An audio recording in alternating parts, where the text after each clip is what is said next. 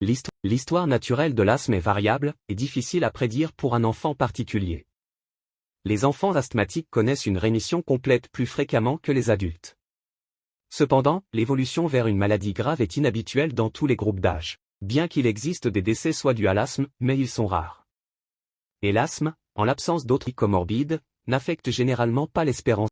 De nombreux nourrissons ont une respiration sifflante tôt dans la vie, mais 3 enfants d'âge scolaire sur 4 guérissent de l'asthme à l'âge adulte. En revanche, la majorité des cas d'asthme chronique débutent au cours des 6 premières années de la vie.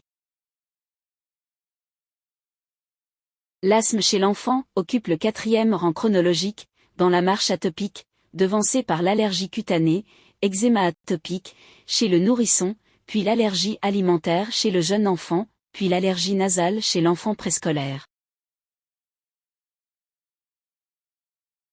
Dans d'autres études prolongées à l'âge adulte, l'asthme reste prépondérant. Devancé par la rhinite allergique, laquelle fait partie de l'allergie respiratoire. Alors que les allergies cutanées et alimentaires régressent relativement.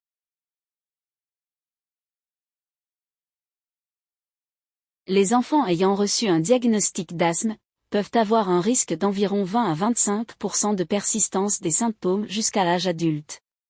Il y a une meilleure compréhension de l'influence du régime alimentaire et des changements précoces dans la vie au niveau microbiome intestinal et respiratoire, sur le développement ultérieur de l'atopie de l'asthme. Grâce à la connaissance des facteurs de risque potentiels et des facteurs qui influencent la gravité, des tentatives ont été faites pour prévenir l'asthme, par des interventions prénatales et postnatales précoces, et pour modifier l'histoire naturelle de l'asthme, par des modifications du régime alimentaire et de l'environnement.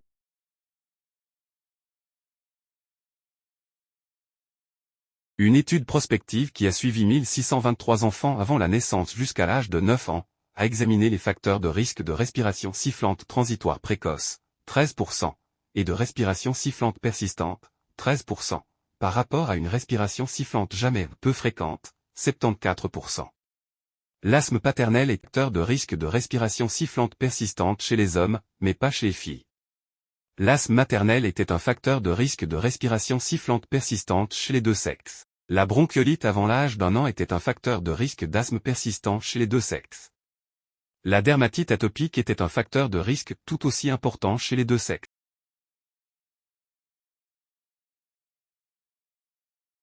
Les facteurs de risque d'asthme persistant sont les symptômes fréquents au cours de la première année de vie.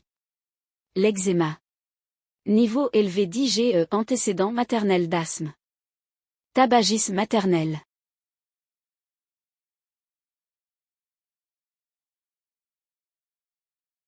Le plus long suivi est de 53 ans, d'une série de 1040 enfants, a permis de dégager les données suivantes. Premièrement, les 4/5 des enfants ont guéri à l'adolescence. Deuxièmement, 9% ont guéri à l'âge adulte. Troisièmement, 11% restent asthmatiques à 50 ans d'âge. Il ressort de cette série que l'asthme en général est de bon pronostic, avec une histoire naturelle honorable.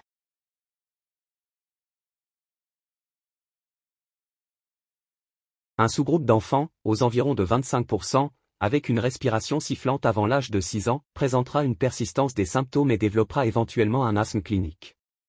Ce sous-groupe est caractérisé par un état atopique, des symptômes relativement sévères, une mère asthmatique. Le tabagisme maternel peut également y contribuer.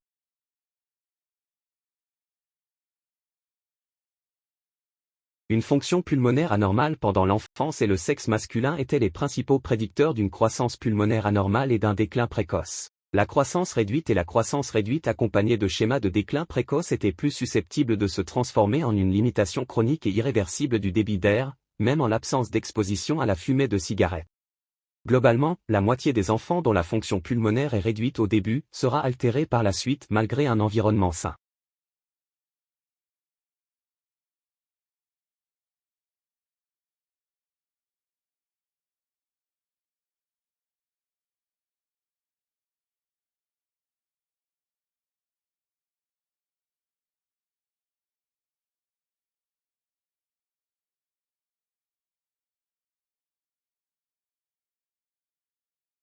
L'histoire naturelle de la fonction pulmonaire, chez l'asthmatique, confirme la dégradation progressive de cette fonction. Lors d'un suivi depuis l'âge scolaire jusqu'à l'âge de 42 ans, c'est l'asthme sévère qui est le plus dégradant en conséquence du non-contrôle thérapeutique et du remodelage bronchopulmonaire avancé.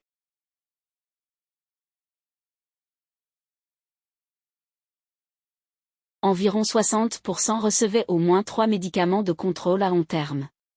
Malgré cela, 53% des enfants et 44% des adolescents ont nécessité des cours de prednisone oral et des visites imprévues dans les 3 mois précédant l'inscription, ce qui indique que l'asthme est resté mal contrôlé.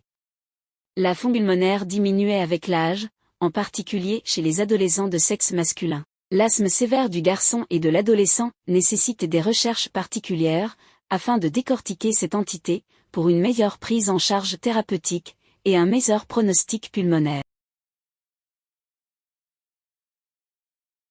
Dans ce graphique, il y a une illustration du profil évolutif de la fonction pulmonaire chez les sujets sains, performants et normaux, ainsi que les situations pathologiques de déclin de la fonction pulmonaire qui aggravent ce profil pathologique, et ceci au cours de l'asthme par exemple. La chronologie part de l'enfance aux fins de la vie.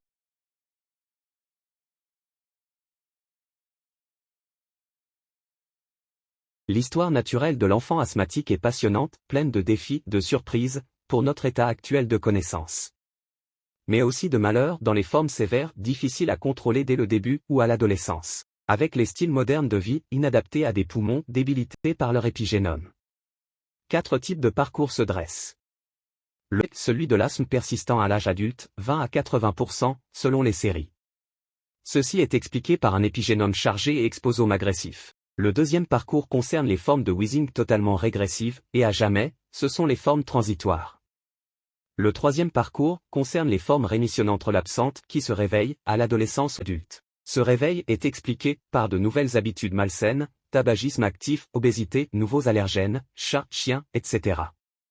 Le dernier parcours concerne l'asthme nouveau qui se révèle chez l'adulte jeune. En ce qui concerne la boîte noire des formes asymptomatiques ou dormantes qui se réveillent plus tard, cette boîte reste non décodée dans l'état actuel de nos connaissances.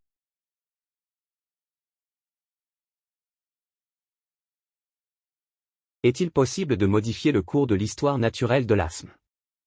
L'immunothérapie spécifique, avec ses récentes innovations, allergènes recombinants, est-elle la réponse à cette question?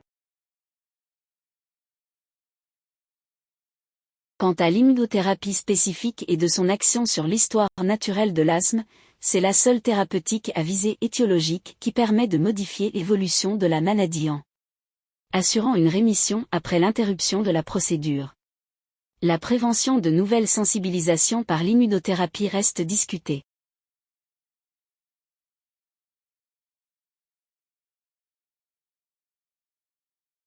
Un autre volet de l'histoire naturelle de l'asthme concerne la prévention de l'asthme chez les enfants menacés. C'est le cas de l'enfant ayant une rhinite allergique.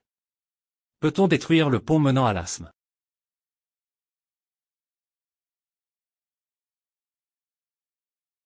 Une méta-analyse, ayant intéressé 325 826 participants, présentant des rhinites allergiques, et traités par des immunothérapies spécifiques, a conclu que chez les enfants monosensibilisés, ayant reçu 3 ans de traitement, une prévention de l'asthme est possible.